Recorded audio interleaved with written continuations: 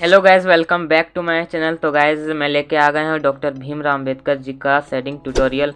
तो गाइज मैं आप लोग को बताऊंगा इस वीडियो में कि डॉक्टर भीम राव अम्बेडकर जी का फेस कैसे ड्रॉ करते हैं। तो गाइज आइए वीडियो को स्टार्ट करते हैं। तो गाइज मैं इस ड्राइंग के लिए कैमलिन का ड्राइंग पेंसिल्स यूज़ करूँगा।